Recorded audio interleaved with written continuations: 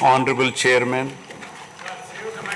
Andhra Pradesh State Legislative Council,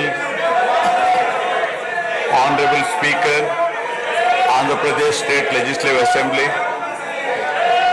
Honorable Members of the State Legislature, I am immensely pleased to welcome and congratulate the newly elected Honorable Members of the State Legislative Assembly and members of the Legislative Council to this joint session of the State Legislature being convened for the first time after the general elections 2024. I would like to take this opportunity to commend the Andhra people's active participation in the electoral process. Their inspiration for change has been unambiguous. Now the responsibility of fulfilling their aspirations lies with all of you. Honorable members, you are aware that due to the supreme sacrifice of Amarajeevi Potti Sriramulu, Andhra Pradesh was formed as the first linguistic state on 1st October 1953 with Kurnool as capital. Thereafter, the state was recognized on 1st November 1956 and Telugu-speaking parts of Hyderabad state were made into the combined Andhra Pradesh with Hyderabad as capital. Accordingly, a lot of Telugu people moved to Hyderabad. Again, in June 2014, the people of Andhra Pradesh were forced to undergo another reorganization of their state, the most damaging experience of all. The united Andhra Pradesh was bifurcated unscientifically, undemocratically, and without adequate consultation with the stakeholders. This has left an indelible mark on the minds of the people of the residual state of Andhra Pradesh. The turbulence caused due to multiple state reorganizations and the resultant disruptions have deprived Andhra people of a sustained long period development and progress. Today we stand at a juncture where the people have to again take up the task of rebuilding their state. As time has progressed, it has become evident that the Andhra Pradesh Reorganization Act 2014 does not compensate enough the residual Andhra Pradesh for the loss of prosperity and development opportunities. The state bifurcation has imposed an unprecedented strain on the economy of the state. There are patent inconsistencies in distribution of assets and liabilities, with 58.32% of combined state population. The unscientific bifurcation caused the state to inherit only 46% of the resources, financial loss on account of loss of Hyderabad city, disproportionate debt burden, loss of access to public institutions, loss of national institutions, Government of India PSUs and institutions of higher learning, etc.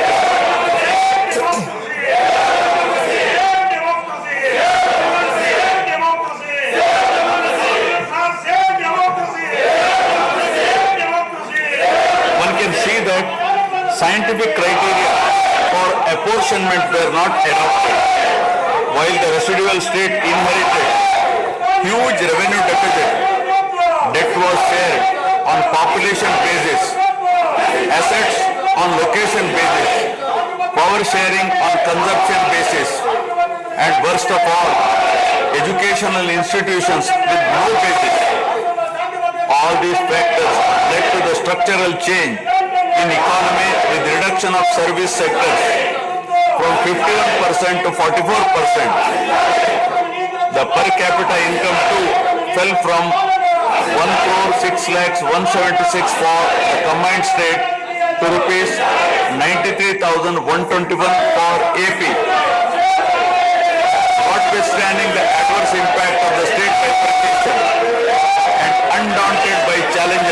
such as budgetary constraints, infrastructural deficiencies, and unresolved issues, the government converted every crisis into an opportunity during the period 2014 to 19. The government had laid a solid foundation for vibrant sunrise Andhra Pradesh.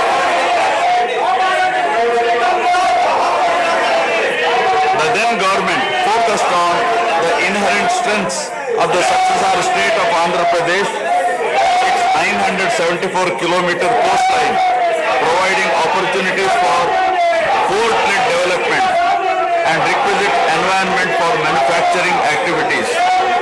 The fertile river plains supporting agriculture and allied activities, the passing of 3 industrial corridors through the state, rich natural and human resources. A reflection on the state's performance during the 5-year period of 2014 to 19 gives a clear picture of the balancing act between development and welfare. Completion of prestigious Pattasima project by linking of rivers Godavari and Krishna in a record time of 1 year. Completion of 72% of Polavaram project so that it could be made fully operational by 2021. Prioritization of other irrigation projects, drought proofing measures, real-time governance, development of Amaravati region through land pooling, construction of new secretariat and legislature building are a few examples worthy of mention. All the milestones achieved during 2014 to 19 were possible because of the visionary leadership of Sri Narachandrababunaidu, the Honorable Chief Minister of Andhra Pradesh. In this regime, the state attracted marquee FDIs like Kia Motors, emerging as #1 state continuously in ease of doing business rankings. Under his able leadership, the state attracted several investments in various sectors. The government initiated development of Kakinada ysjagan port, Bhavanapadu and Ramayapatnam ports, expanded airports and increased the state road network. The development of infrastructure was balanced with welfare measures such as increase in old age pension, farm loan waiver, scholarships to students, construction of houses, etc. These development and welfare measures led to compound annual growth of 13.5% between 2014 to 19. While the state was set to take off on the path of high growth, the change of regime in 2019 again brought back the disturbing time for the nascent Andhra Pradesh. The state that already bore front of bifurcation in 2014 was rather unfortunate to have witnessed yet another bigger debacle in the form of inept governance, where the people were threatened and officers demoralized. In fact, the damage and losses during the period 2019 to 24 have been more severe compared to the state reorganization in June 2014. The government that assumed charge in 2019 started a destructive note with demolition of Praja Vedike that continued unabated till the end of the regime 2024. During this regime, democracy was at peril. People were in a state of fear and hardly enjoyed any freedom of living.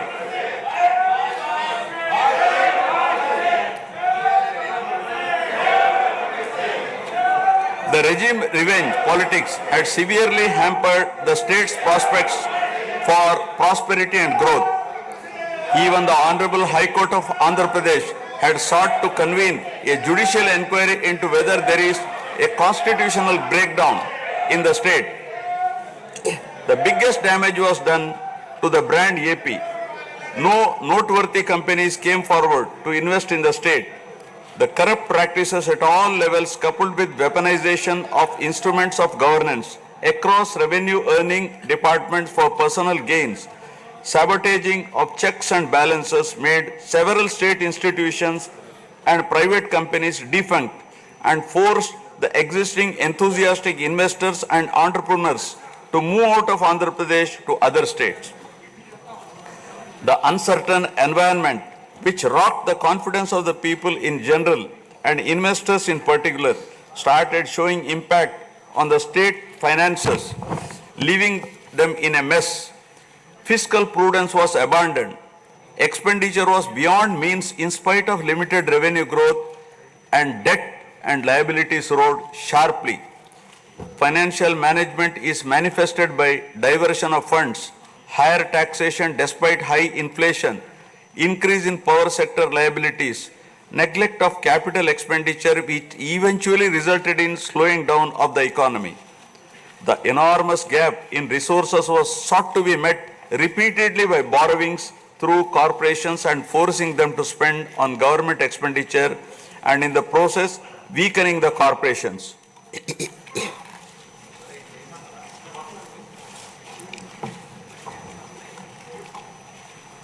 In view of the inordinate delay in clearance of the bills due to strained financial position of the state, many vendors and contractors have approached the High Court of Andhra Pradesh for relief and filed cases against the government. About 25,000 cases have been filed for bill payments, which is unprecedented. The sheer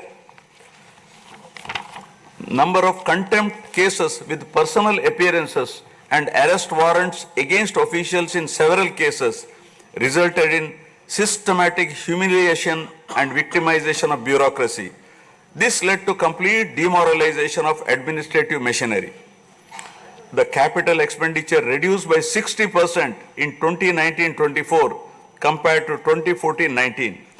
Departments such as water resources and transport, roads and buildings, which undertake substantial capital works, were left critically short of funds to carry out any works. The capital expenditure on water resources has reduced by 56%, and that on roads and buildings by an alarming 85% during this period. The compound annual growth rate of state's own tax revenue slipped from 12.8% to 8.1% during this period. On the other hand, the revenue expenditure increased from 7.8% to 10.5%, whereas the capital expenditure growth declined steeply from 26.4% to 3.4%. Lower share of capital expenditure to public debt occurred during the period 2019 to 24 is a clear indicator that the government met revenue expenditure also through borrowed funds. The CAGR in per capita debt has been higher at 14%, while the CAGR in per capita income is only 9.7%. This reflects the fiscal profligacy of the previous regime as no capital formation took place. The Amaravati capital region, envisioned as the focal point of growth for the nascent state of Andhra Pradesh, was totally destroyed. With an attempt to scrap the Amaravati dream, the government confused the people with its malicious three capital cities idea under the guise of decentralized governance. During the period 2019-24, no irrigation project, no industries, no infrastructure relating to roads, buildings, hospitals, drinking water was taken up. Cancellation of MOUs in energy sector and other infrastructure projects further demonstrated the negative attitude of the government. Such disastrous decisions, unmindful of consequences, have led to unrest amongst the youth and job aspirants. Prevalence of uncertain environment has eventually led the youth towards addiction of illegal substances, causing a drug menace. The mental unrest and agony were not limited to the geographical boundaries of the state. The Telugu speaking people all around the world were upset and demoralized by the uninspiring deeds of the government. They anxiously and desperately waited for a change in governance that would take them forward in the 21st century. The progressive public policies of the AP government during 1996 to 2004 have today led to empowerment of Telugu people globally, enabling them to be amongst the highest earning Indian diaspora. The condemnation of demolition approach of the previous government by the people of the state, NRIs and other supporters, culminated in a change in government. A huge and historic mandate has been given to the NDA, hitting an unprecedented 93% strike rate, thus reaffirming faith in democracy.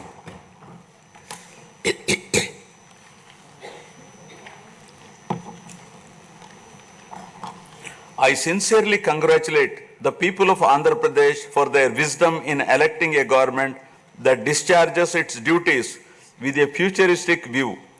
Hordes of Andhra people had come from various regions to be part of this historic mandate in favor of future of Andhra Pradesh. The new government has a perfect blend of fresh and experienced honorable members in the assembly. I once again welcome all the members who will be instrumental in making right policies in the interest of good governance and in the spirit of cooperative federalism. Honorable members, at this juncture, I feel it is also important to recall the glorious past of Andhra Pradesh, renowned as Annapurna, rice bowl of India. The state used to support other states in ensuring food security. As a leader of self-help group concept, Andhra Pradesh stood out as an example in developing entrepreneurship, knowledge economy, and cultivating thrift amongst poor women.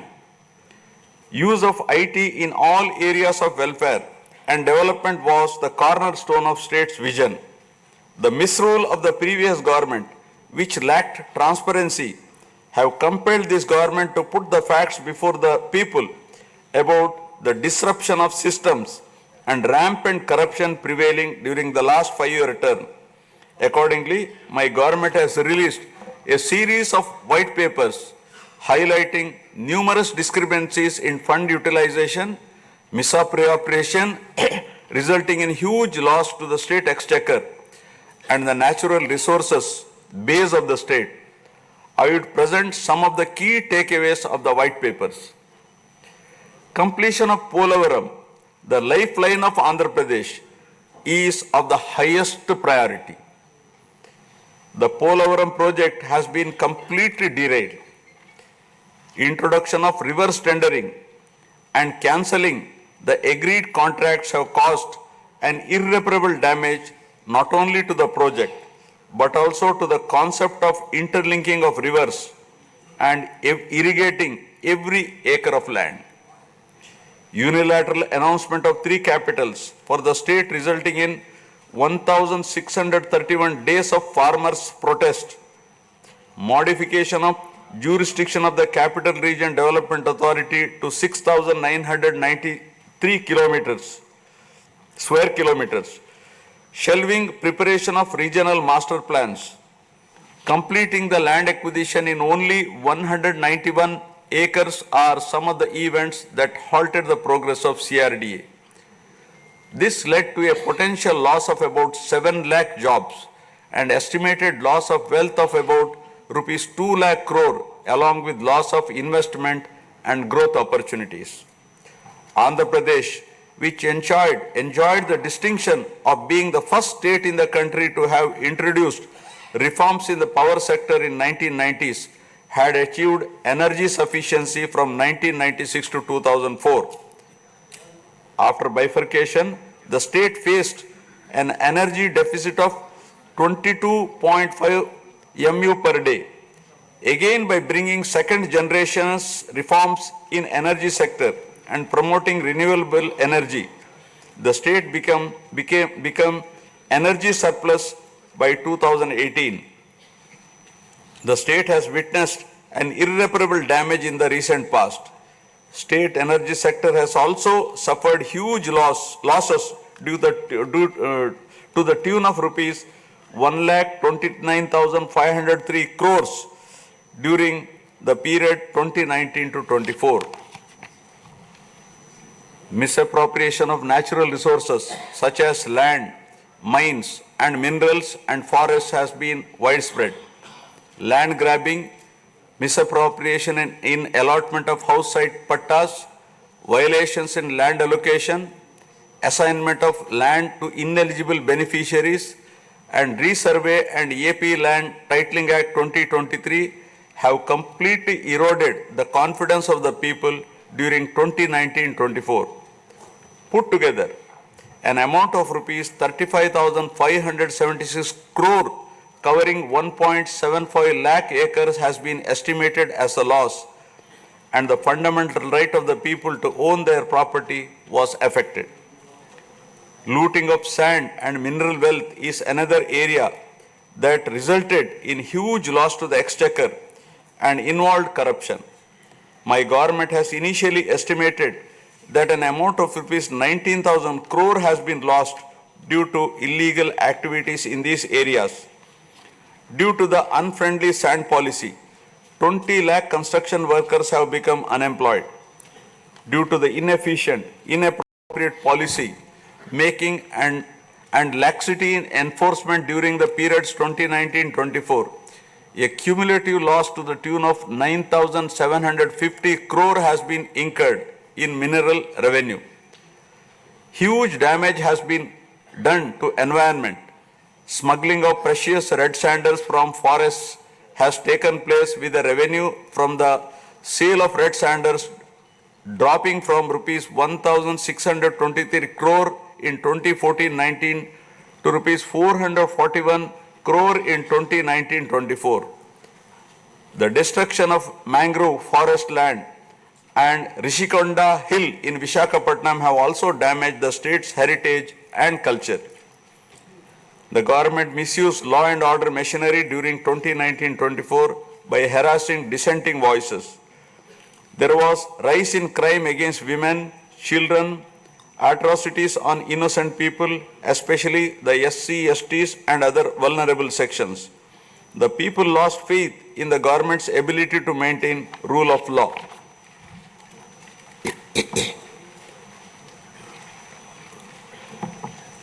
The previous government also made a mockery of the excise revenue streams of the state.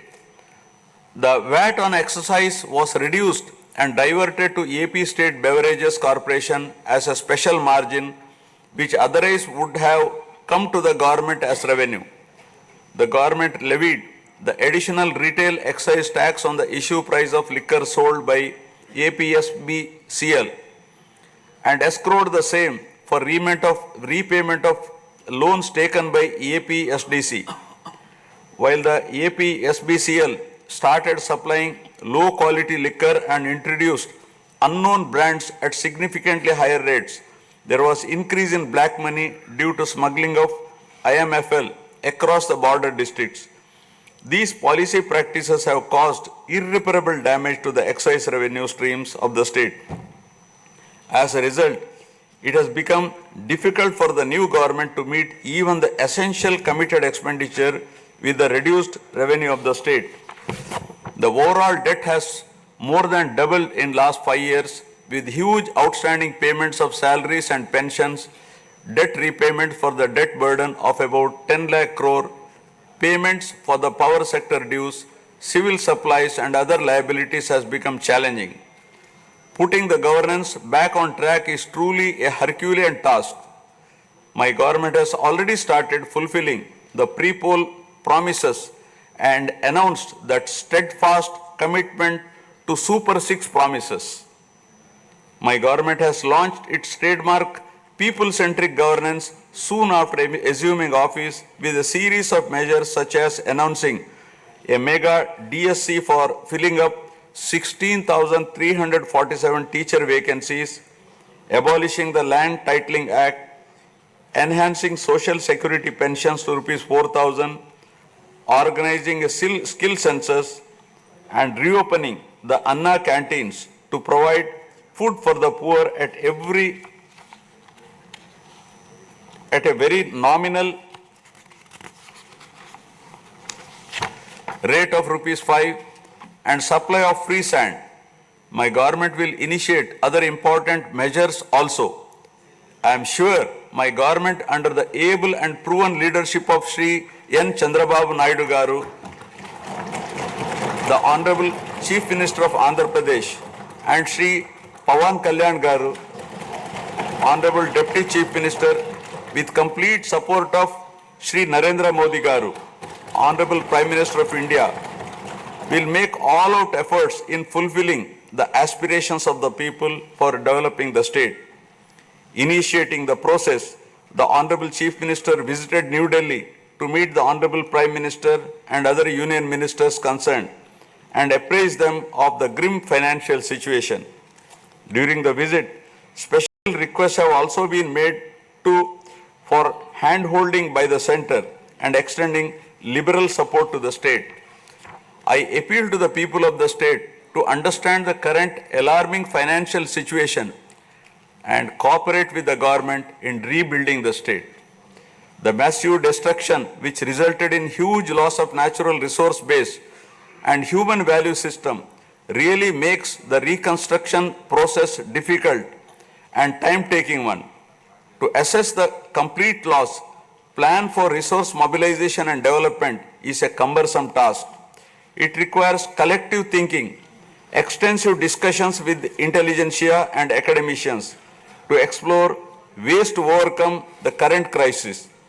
It also involves finding ways to restart the entire development ecosystem through short, medium and long-term plans in the light of the new development paradigm of Viksit Bharat at 2047. The extent of real damage done to Andhra Pradesh in the last 5 years had not come in public discourse thus far. The misgovernance from 2019 to 24 created a trust deficit with regulatory authorities and damaged the brand of AP amongst investors. The people now given a strong mandate to the NDA to rebuild the brand AP and regain the trust. Honorable members, usually winning elections and assuming responsibility is a happy event. But now we are meeting in different and difficult circumstances. Perhaps for the first time in the country, the members are not in a position to rejoice and have the means to meet people's aspirations immediately. Keeping this in view, my government is proposing to go for budget after meaningful deliberations.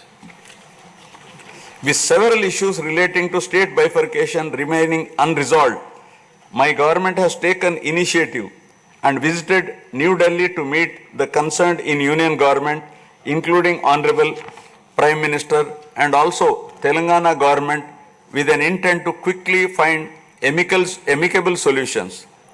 The resolve shown by the 5 crore people of the state to reinstate democracy and elect people-friendly government with an unprecedented mandate is required to be appreciated yet again at this hour of crisis to help the state to rediscover its past glory. I would like to conclude my speech with the inspiring words of Swami Vivekananda. I quote, "We are responsible for what we are, and whatever we wish ourselves to be, we have the power to make ourselves. If what we are now has been the result of our own past actions, it certainly follows that whatever we wish to be in future can be produced by our present actions. So we have to know how to act." Jai Hind.